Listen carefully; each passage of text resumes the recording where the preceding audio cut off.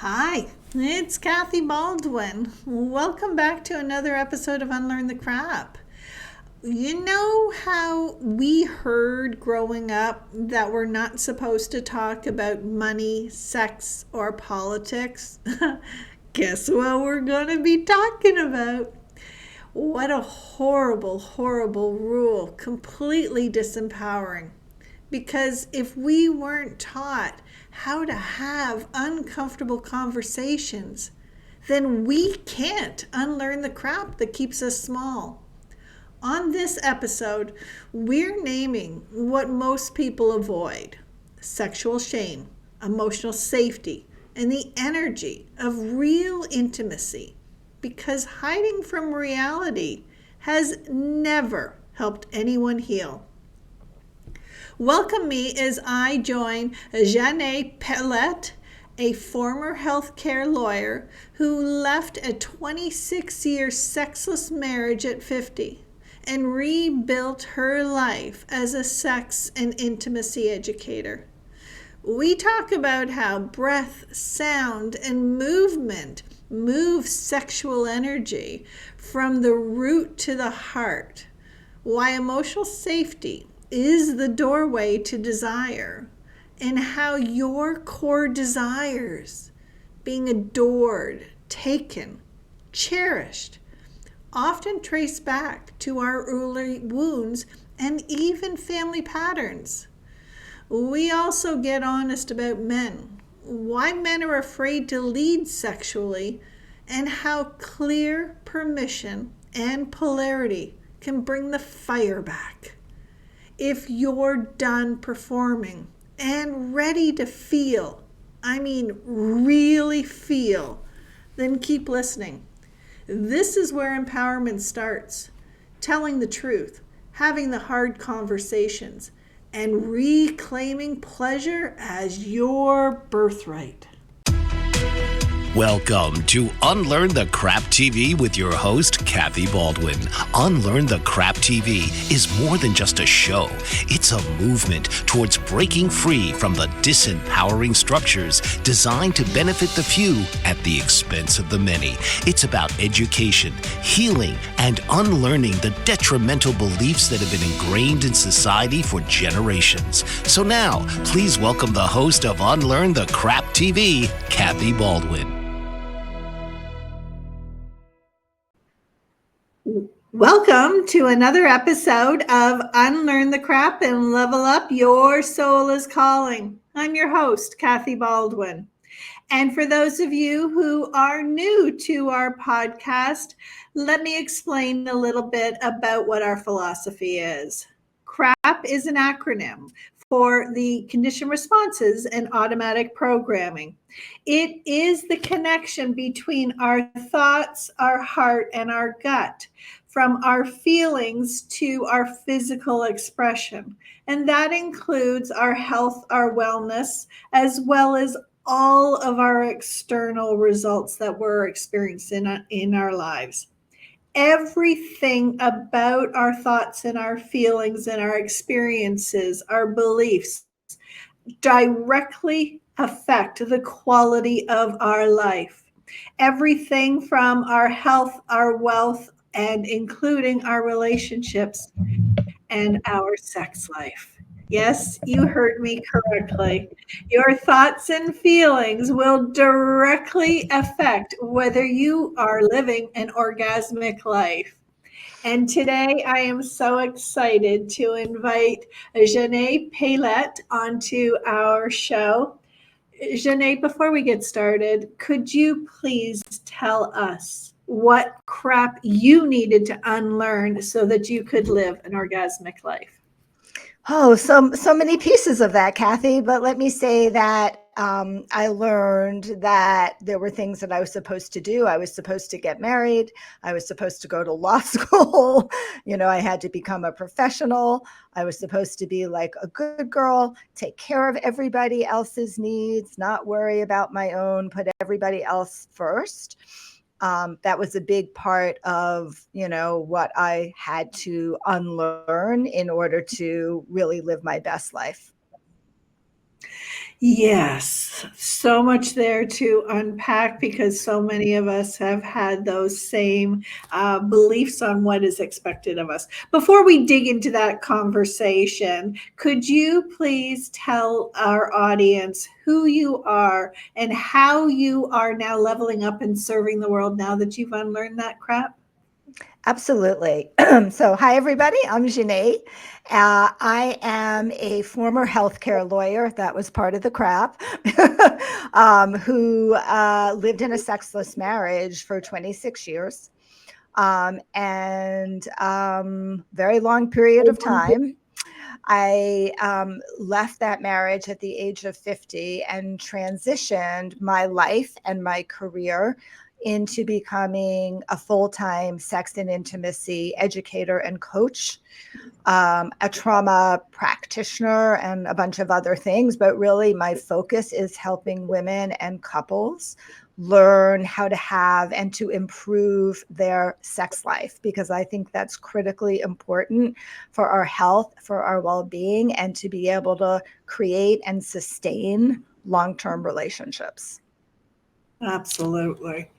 For those of you who've been with me for a while, you know that I have not used the terms orgasmic life very well. I'm sorry, this isn't showing up very well, but this is Janae's book, and this is what our conversation is going to be built around.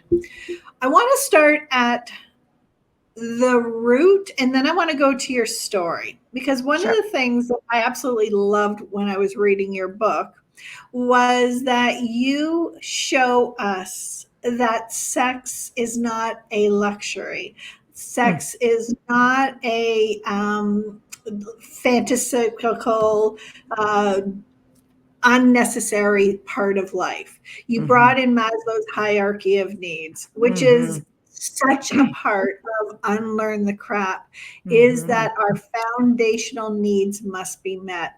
And Absolutely. sex is as much a part of who we are and what we need as much as sleep, food, air, and water. Am I Mhm. correct?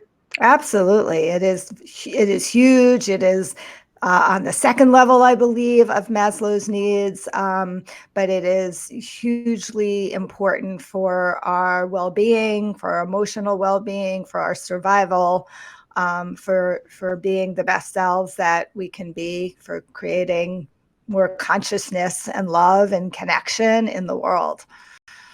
Yeah, yeah, absolutely.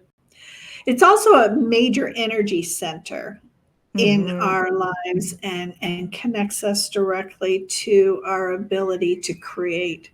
Before we go into this whole conversation, I want to know your story, because it's fascinating to me that the age of 50, where so many people would have thought, I've lived sexless this long, sex is no longer a priority, and just came to a place of complacency and acceptance. But yet Hmm. you chose this as a place to plant your flag and put a line in the sand and say no more.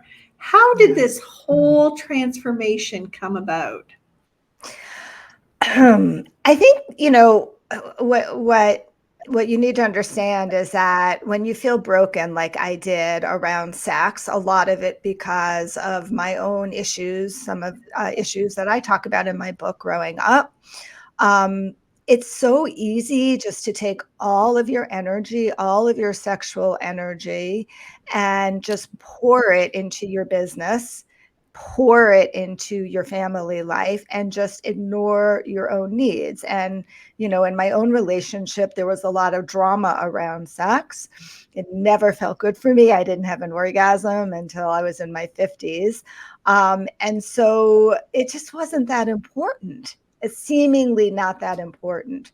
What did happen though, this was also a relationship, a marriage that I knew had to end for a variety of reasons. And I was aware that, this wasn't normal. I talked to my girlfriends, like they may not have had great sex lives, but they were having sex. And I recognized it wasn't normal. I recognized it was a little practical because, I wanted to be in a relationship with somebody. And I couldn't like figure out how to do that. What am I going to put out an ad? I'm a great woman, super smart, intelligent, very successful. You just can't have sex with me. Like, that wasn't gonna fly. And I also felt like I was just there was something, and I didn't really realize this until I started to look inside of me. There was some deep emptiness, some deep loneliness that I had, not just because I didn't have a sex life, but because we really didn't have very, very true intimacy. And I desperately wanted that. I desperately knew. I was just like, this cannot be, I'm 50 years old. This cannot be what my life is really going to look like. This just doesn't feel right. And so it was a deep knowing inside of me that I could have something better. I didn't know what it looked like. I didn't know where it was going to lead me. But I knew that, there was a way for me to be able to enjoy my body, that pleasure should be something I should be able to access, just like we all should be able to access. And I was bound and determined to figure it out as part of my unlearning the crap as I was getting out of this marriage. Wow. So I read the part of your story where you woke up and saw the light and the epiphany. Would you mind sharing that story? Yes. So the epiphany happened when I was dating somebody in New York City, which is where I was living. And he had just returned from a tantra workshop. I didn't even know what tantra was. And he knew he was a physician. We had a, pretty honest relationship. I mean, we were dating. He knew that sex was a problem for me. I had told him that. And he had his own issues around sex, if I'm not mistaken. He was also in a sexless marriage. So, and divorced. But he had gone to this tantra workshop and he said, like, I had this amazing experience, Xanet, and I really would like to give you an opportunity to worship the goddess. And I was like, wow, I have no idea what that means. We talked a little bit about it, but I've never been worshiped before. That sounds amazing. Sure, I'm open to it. And I felt like safe with him. Like I knew that he would respect my boundaries. I had a lot of boundaries, that he would respect my boundaries. And we had like a really beautiful night where, he created this, like I walked into his apartment and he had a bath set up with me. He learned all of this in the tantra workshop, by the way. He had a bath set up with me, like with like scented oil and rose petals on the bed. And, he was like, I'm going to keep my pants on the entire time. And, I'm just going to like touch you and worship you, and I'm going to ask for your consent. We're going to go really slow, and I'm going to teach you how to breathe. And it was just a really beautiful experience where it was like the first time I didn't have any pressure to perform. I didn't have to give back. I didn't have to worry about anything. His touch was beautiful and exquisite and very gentle and very slow. And it just allowed my body to relax. And so I realized at the end of that night of goddess worship, like, oh, maybe there's something here. Maybe I can start to experience some enjoyment with touch. Maybe I can experience some pleasure. It was a very affirming night. And it was totally a turning point in my life. I am so fascinated by how you were able to go from sexless and shut down to trusting and open to receive. How? Because it's that vulnerability, that surrender, that acceptance of allowing to receive pleasure, that allowing to receive the love, when that wall has been up for so many years. Yeah. How did you do that? It was really scary. I had to like really put my big girl pants on and say to myself, there was a lot of talking to myself of like, you can do this, like this is important for you. You deserve this. This is somebody who you like and who you trust and you feel safe with. And like you got to do it. You can't stay where you are. You have to move forward.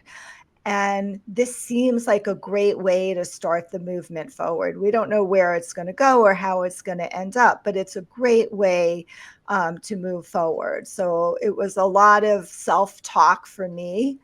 And also just intuitively knowing that change was necessary and that this path just happened to open up. And I believe so strongly.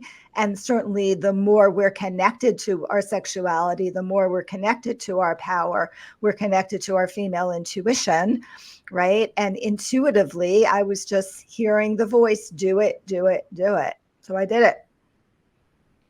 And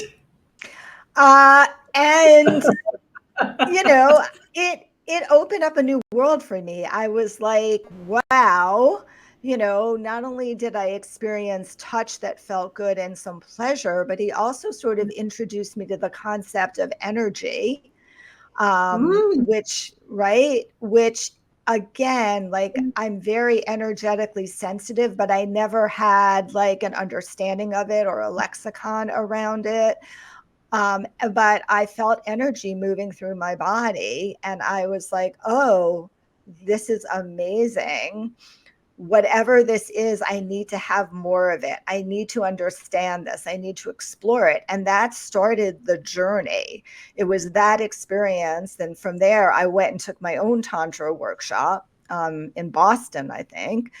A couple of months later, and that started my whole experience of like, oh, here's a whole nother way to relate to my body. Here's a way to open up sexuality in a space that feels safe for me, that feels aligned with who I am. It was edgy as hell. I mean, super edgy, some of the things that we did and some of the experiences that, I allowed myself and enjoyed being involved in. And it was like, okay, I'm starting to feel more free. I'm starting to feel more of who I'm supposed to be. I'm starting to see all of the positive, the positive effects of doing some of this work. And that's the beginning of the transformation. And then I ended up taking more classes and more workshops, and I'm a lawyer, right? So I want to understand it all. I need to understand this and I need to understand that. And that, eventually got me on the path, initially all for my own journey, for my own learning. It took me, I don't know, I started this in like 2010, and it wasn't until 2013, those 3 years, that I even started doing work with other people, right? So it was a lot of time of me working through a lot of my stuff, my trauma, all of the shame that I experienced, all of my disconnection with my body, to be able to be in a place where I actually felt like, okay, now this seems like what I'm supposed to be doing with my life. I'm going to quit all my other jobs and do this instead. And that was, that took several years of very, very deep, intense personal work. I love that. Yeah. I want to circle back to something that you said, that you could feel the energy pulsing through your body. Yeah. Because one of the things that I talk about is that we are physical human beings, but we're also energetic. And there are so many parts of our bodies that are receivers as well as transmitters. Mm-hmm. Our brain receives and transmits energy and the emotions and all the other signals that come to us. And our heart is a massive receiver of energy, but it's also a massive transmitter that goes out. Mm-hmm. we know about the chakras. We know Mm-hmm. about the energy centers all the way through our bodies. Mm-hmm. Tell me how that connects to our root chakra and that energetic source Mm. of being in our sexual power and not being cut away from that. Yeah. Well, I mean, our root chakra is our earth energy. It's our grounding. It's our connection to Gaia. It's connection to Mother Earth. It's the place where we feel safe and we feel stable. And in the world of tantra and sacred sexuality, or in the world of energetic sex, which you can term it that way as well, right? What we're really focusing on is how do we actually find that sexual energy and move it through the energy centers that you just defined, right? Typically the lower, since I guess this audience knows about chakras, the lower chakras, which is where our sexual center is, our first, second, and third chakra, right? To integrate into the heart chakra. And ultimately, you could go all the way up to the seventh chakra, but that's more of an out of body kind of experience. But in the physical realm, the energetic realm, we really use the principles of breath and sound and movement to begin to generate that sexual energy throughout the body. And it starts from the root chakra. That's where it all, emanates from. And we want to pull that energy into our body and allow it to circulate around ourselves, as well as be able to build that energy out so that we can connect energetically and erotically with a partner as well. And that's a very powerful experience that you get when you're involved in some sort of energetic sexual experience with somebody. You don't need to touch genitals. It's not really part of the process per se. It's really about generating that erotic energy, that charge, and it's intense, and you'll feel it, right? Like you'll feel it through your body. You'll feel the energy moving through your body. You'll feel the energy in your genitals. You might even feel like a little shaking or a little trembling or heat. All of that are ways in which we somatically experience energy in our body. And when we are disconnected from that, that is like Mm-hmm. a dam that is disconnecting us from the rest of our energy sources. Am I correct? Yes, absolutely. I mean, I think you said it and I'll reiterate it. And I write about this in my book, like our second chakra, our womb space is the center of our creativity and our power. Absolutely. And when this is where we generate the energy from, first and second chakras. So if we don't have access to that, then it's very hard to access other energy centers. You'll see this a lot if you do when I did hands-on work with people, just like experiencing, touching, or working with a couple, having them touch each other's energy centers, which is obviously above the body. And you'll find places where there are blocks, right? And especially when there's a block in the second chakra area, first and second chakra area, everything else above it is usually blocked as well. So it's you might be able to find the heart energy, but you can't find the other parts of energy. So it's very much, I think, a core component of being able to work with the energetic body. Absolutely, absolutely. You were talking about the heart energy, but then there's also the throat energy, our Yeah. voice, our Yes. ability to live authentically and in alignment. Yes. It's definitely connected to our sacral, our gut, which is one of the things that I talk about all the time. Is our gut is a major source of where disease originates from when our gut Mm-hmm. microbiome is off. And so if we are not flowing and the energy is not moving within us and we become stagnant, we Mm-hmm. are holding on to energy, chemicals, hormones, all sorts of things that are going to be detrimental to our health and our well-being. And sex Absolutely. is a direct correlation, correct? Yeah, there's absolutely a direct correlation. And what I talked about, and you probably teach as well, like the breath, right? Just, breathing is a way to access the energy to get it flowing. Movement is a way to access the energy to get it flowing. Sounding is another way to access the energy and get it flowing. And, there's a direct energetic connection between our sexual center and our heart, right? So when our sexual center is closed down, very often our heart is shut down as well, right? Mm. And vice versa. And our creativity and so many other things. One of the things I wanted to talk about, seeing as we're right here, is the connection between emotions and intimacy. You talk Mm-hmm. about this in your book, Mm-hmm. that we need to have a safe place for us to be emotionally connected in order to experience a full energetic expression of our sexuality and our orgasmic life. I love the title of your book. I love it. Oh, thank you. Can you talk about that? Because we were part of the crap we were taught is that emotions have no value, instead of understanding Mm-hmm. that it's a communication tool to us to give us information and data. We were taught to suck it up, buttercup, put on your big girl panties, don't let them see you cry. All of these other crazy things we were taught that disconnects us from our emotions. Can you Yeah. talk about emotions and our ability to experience in a true intimate relationship with self as well as another?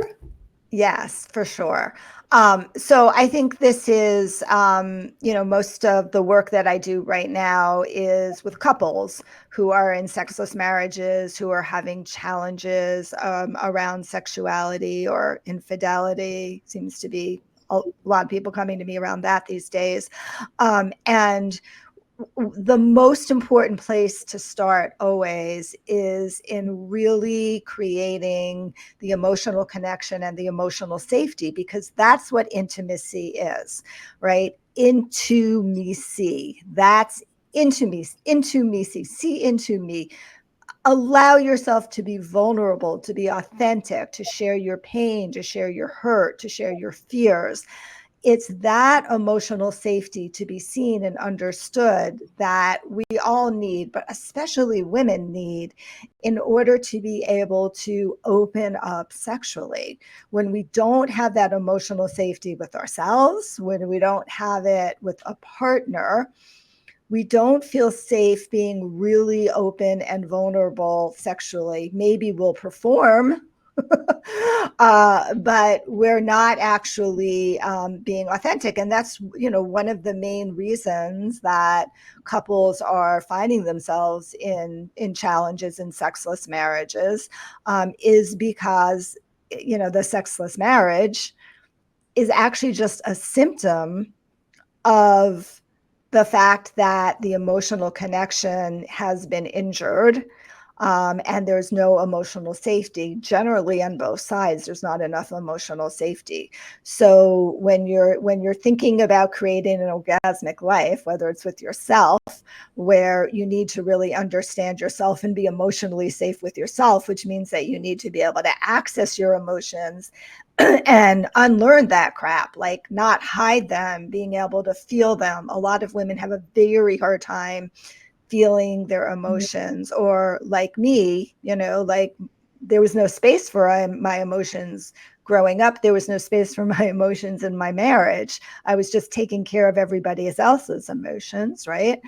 um, and in the context of the relationship, like really being clear that what we need is emotional connection and emotional safety in order for us to feel that we're ready to actually open ourselves up sexually and be that vulnerable with ourselves, if we're pleasuring ourselves, because there's a lot of vulnerability involved in that as well, or with a partner.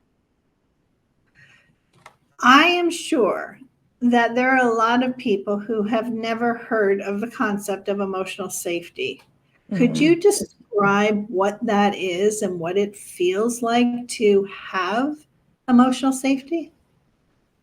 Oh, such a great question. Okay, so I think what it feels like to have emotional safety is that you can say anything to somebody that you're close with. I'm talking right now about in a long-term relationship, right? That you can show all of your parts and not be scared that you're going to be blamed or shamed for them, or that they're going to be, you can be vulnerable and not be afraid that that's going to be used against you, or that your partner is going to try to manipulate you, right? So there's a way in which you really, it's hard. You just be yourself totally, and you show your humanity, and then you see the humanity of another person, and we just learn that we have to love all of the parts, even the ones that are hurtful, even the ones that cause us pain, even the ones that we don't understand. But that's what emotional safety actually feels like. And yes, I think a lot of people know that they don't have it, but don't know what it feels like when they actually do have it. And it's the key component. It's the most important thing to be able to create true intimacy. Absolutely. I love that. One Mm. of the things that is a reoccurring theme in this podcast and all the conversations that I have is that it begins with self, that we are the source of everything. And when we are looking for what we need and want from somebody else, so does this go into sexuality as well? That we need to be safe not to judge ourselves, to Mm-hmm. shame ourselves, to Mm-hmm. beat ourselves up, to criticize and belittle and talk down to ourselves. Is that where it begins? Yes, 100%, absolutely. And I think that's part of the issues that we face as women is there's so much social conditioning around all of that, around shame, about our body image, about what we're supposed to do and not supposed to do, what a good girl does and what a slut does. And we need to really be very, very comfortable, right? And really feel into ourself and be comfortable with our sexuality, feel good about our body. We need to unlearn all of that social conditioning, all of it. And there's a ton of it that's out there for women, especially. And we need to also unlearn how we're supposed to show up in a relationship, right? Like how it's supposed to be for our partner's pleasure as opposed to for our pleasure. There's all of that. We need to really feel good about ourselves. And I think, when women do their own work, and start really connecting with their body, whether they do it through tantra or reading a book or taking classes and just starting to really feel into themselves, a lot of that starts to shift, and they begin to see like, oh yeah, like I've been blaming myself, I've been shaming myself, I have all of these belief systems that were not my belief systems, but they were forced upon me, or I was socialized and conditioned, growing up and into early adulthood as well. So absolutely, that is it. Everything needs to start with self. Even when you're, when I work with couples and I'm helping them to attune to each other, there's a lot of misattunement that happens in relationships. You have to start by attuning to yourself. Then you can connect with another person. Absolutely. Absolutely. One of the things you were talking about that I wanted to make sure we talked about here was you call it the core erotic theme. Mm-hmm. And I'm wondering what the connection between core erotic theme is along with ancestral DNA. because when I go through healing modalities and we talk about DNA and all of the fact that we are chemical hormonal beings and our emotions create hormones and all of that, and that the egg that created us existed in our grandmother. So we Mm-hmm. have generations of all of these thoughts, these feelings, these chemicals, these shames. I know for myself, my grandmother gave birth to my mother in her mid to late 30s. And she did that in a shame woman's hospital because her husband left her while she was pregnant for another woman. So Mm. even though here she was mid late 30s, full grown adult, married, and, conceived in wedlock, all of the things that are supposed, she still gave birth in shame. And that shame is part of the DNA that I was born into. Do you see a correlation between like our core erotic themes of, and I want you to explain that as well as the Yep. connection to ancestral thoughts, feelings, and what's happened? That's a really interesting question. Let me first explain what core erotic themes or core desires are in my new book that's coming out. We call it core desires. It's been renamed a little bit, but the core desires are the feelings that you want to have about sex. They're actually the emotions that you want to have about sex. Do you want to feel worshiped? Do you want to feel degraded? Like there's, a host of potential feelings that create the most turn on, the most erotic experience. So we all think that great sex is like, I had an orgasm and we were using a new toy or whatever. But great sex really goes to meeting these very deep core needs, these core emotional needs. And these core emotional needs always stem from our core childhood wounds. So core childhood wounds, I'm somebody who had to take care of everybody. So my core desire is I want to be submissive during sex. I want everything to be taken care of for me. That's my turn on. So when you talk about and these core desires emanate from, we find them in our fantasies, we find them in our like the best sexual experience we've ever had in our life, regardless of who it was. Like that's how we start to assess what our core desires are. There's also, exercises and whatnot that I work with my couples and clients. But what you're asking is interesting, right? Because where did the core childhood wounds come from? So there's also intergenerational trauma.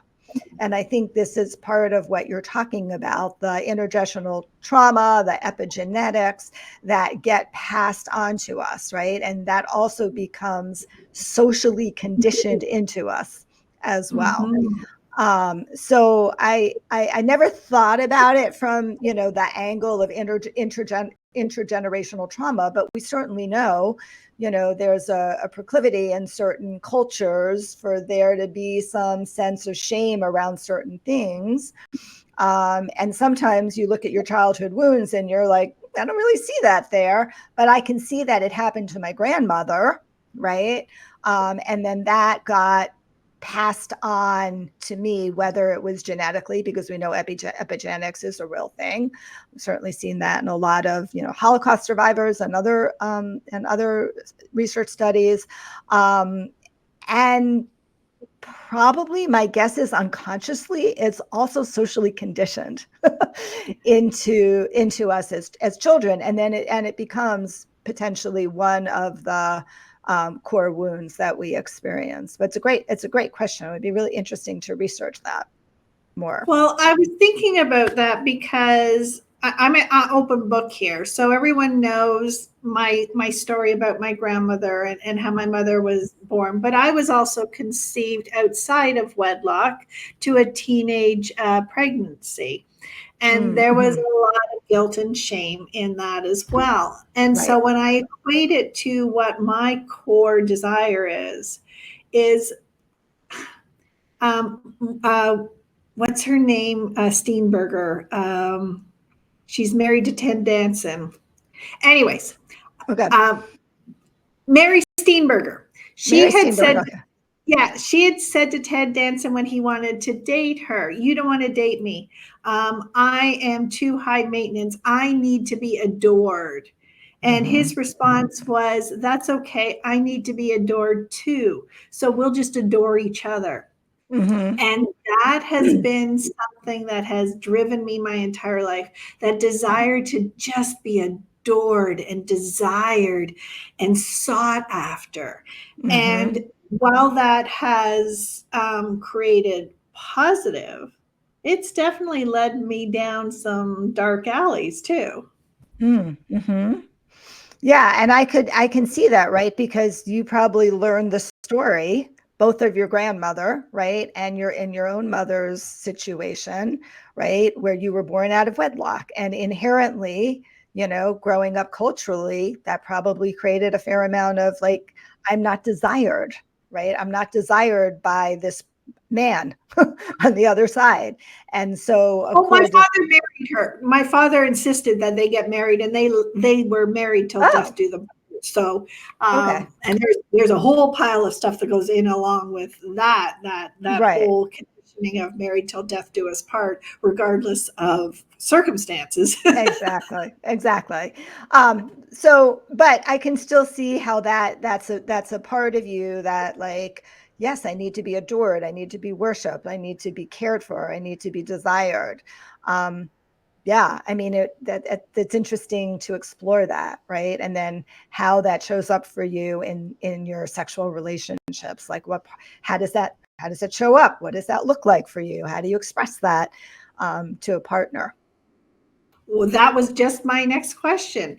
Once you've done this self work and you understand what your core issues are and what you want, how do you discuss that?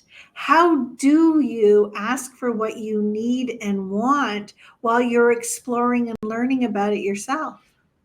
Well, I mean, I think that's the perfect opportunity with a partner to be able for both of you to be able to explore your core desires, right? Because everybody wants to get their emotional needs met during sex. That's what makes sex go from mediocre to amazing.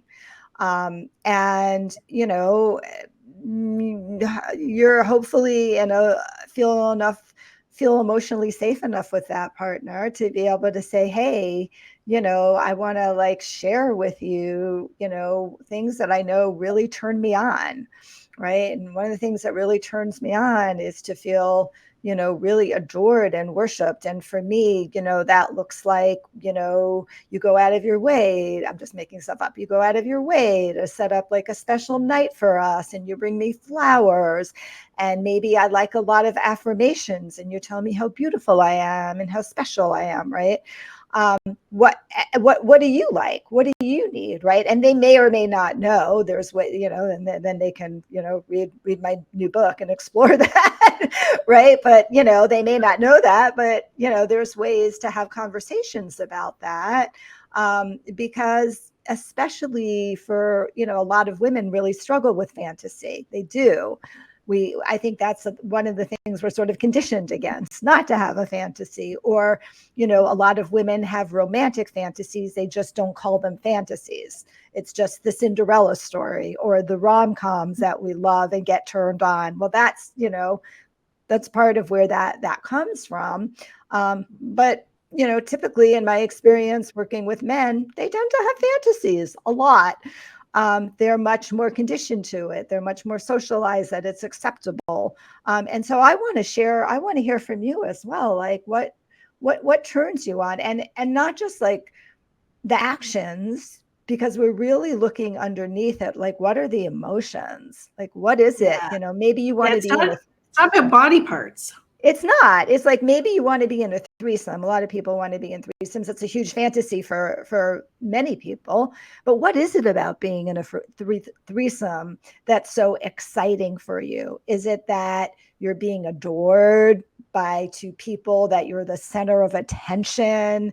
Like what is it? And really exploring that has so much potential to improve your love life and enhance your erotic connection. It's like something we really like to focus on.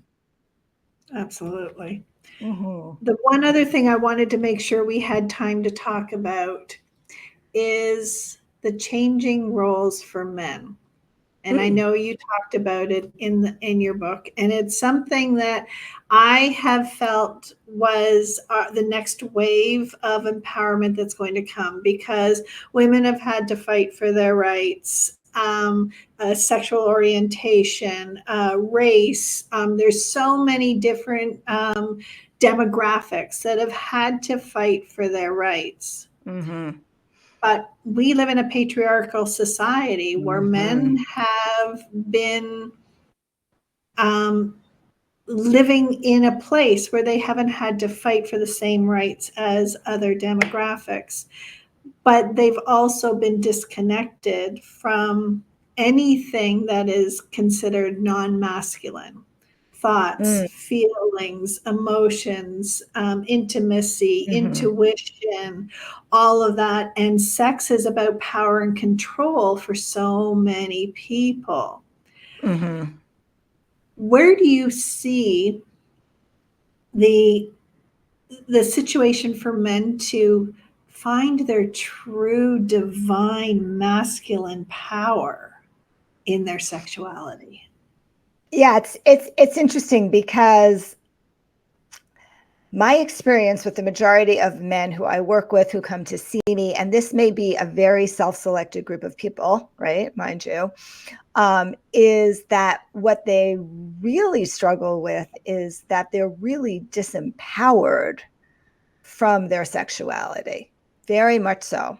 And I know that may sound strange, but I think they have been, especially in the last 10, 15 years, they've been so socialized and conditioned to not express their masculine sexual power because of the Me Too movement, because of sexual harassment rules, because of lawsuits, right? All of that, that they're very afraid to actually show their desire, their true desire in relationships. And part of that, I think one of the dynamics that I see with a lot of couples is that many women have a desire to be taken, for there to be passionate lovemaking, for it not to be soft and gentle, right? There's this, oh, I want fire. And a lot of men are scared to death to do it because they've been told not to do it. They've really been disempowered from their sexual, many of them, right? Who come to see me have been disempowered from their sexual energy. And I spend a ton of my time teaching them and getting their partner to give them permission, because they need to hear permission. It's okay for you to pull my hair. It's okay for you to throw me down on the bed when we're having a sexual experience. I don't always want just soft, gentle lovemaking. That's been that's been the paradox that I've seen. Now, I know, and I wrote this book in 2018. We were in a different time than we are in 2025, right? And I know in 2025, there's been a much bigger shift to the patriarchy, a much bigger shift to the brohood, whatever, with men being, masculine. But those aren't the guys that show up for me in my work. They're not the people that would seek out a sex and intimacy coach because they want to make sure, that their sex life is improving and is good. So I think there's been a little bit of the way in which we fought so intensely and we needed to for our rights, which are now being taken away. also, caused a shift in the erotic energy between women and men, with women holding more of the masculine power and men just not sure what to hold, honestly, right? And it's fine. Like if they're holding the feminine power, then there's an erotic charge. You've got a plus battery and a negative battery.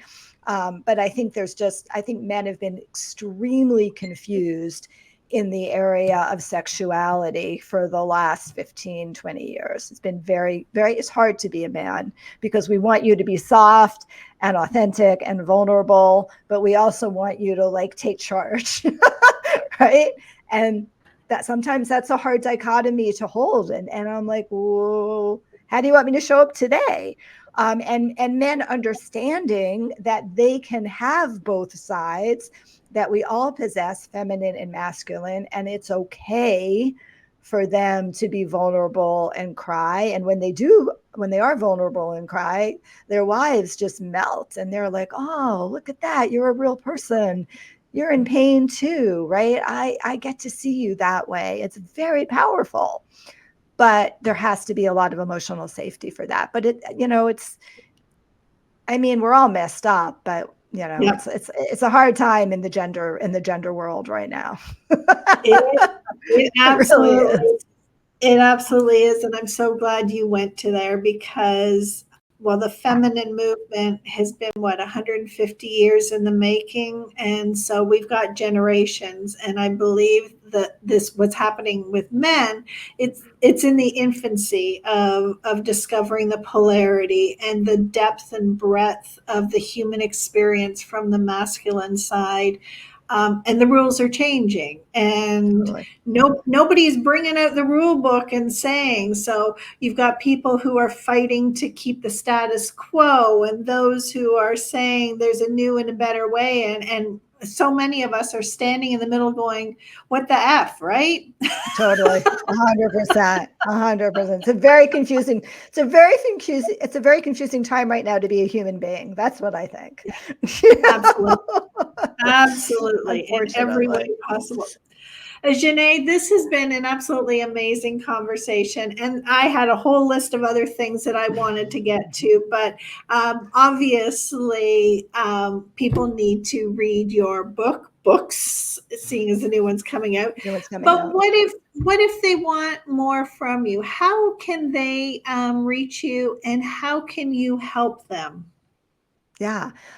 Well, the best way to reach me is to go to this website, which is how to improve my love life.com, how to improve my love life.com, where you will find three 3-minute little videos that it's going to give you very specific tools and tips to improve your love life, very much focused on understanding the differences between women's sexuality and men's sexuality.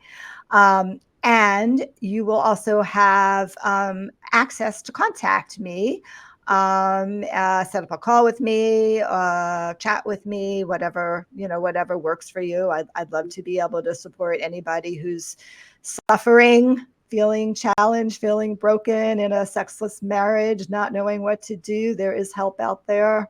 I have a 90% success rate with my couples. That's highly unusual.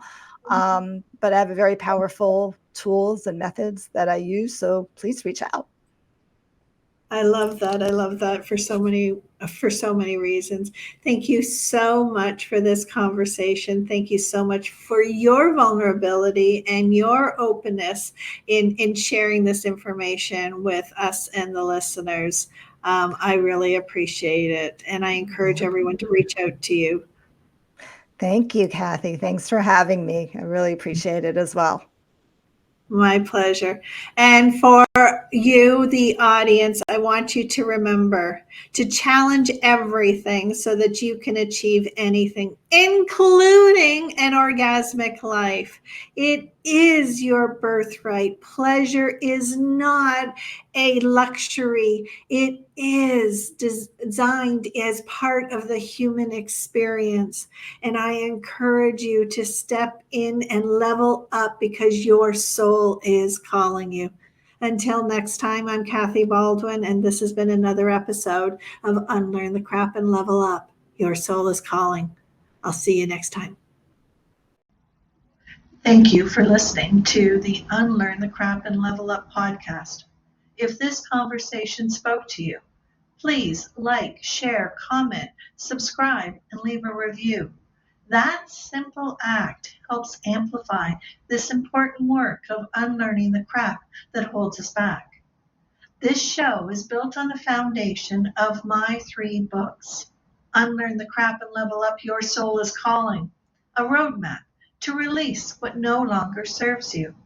How I Unlearned My Crap, which is my raw story of breaking free and the patterns that I needed to unlearn. And the 3rd book, The Unlearned Life, an AI-powered ritual system for truth transformation and personal empower. If you're a podcaster or you want to be, this is for you, because 85% of podcasts fail, not because of the message isn't powerful enough, but because the back end can be overwhelming. I created the Finally Podcast automation system so your voice doesn't become a statistic. Your message is too important to be silenced by burnout, tech chaos, or even wasted time. My mission is to support not only my guests and you, the audience, but also every podcaster who's ready to level up. So until next time, keep unlearning, keep leveling up,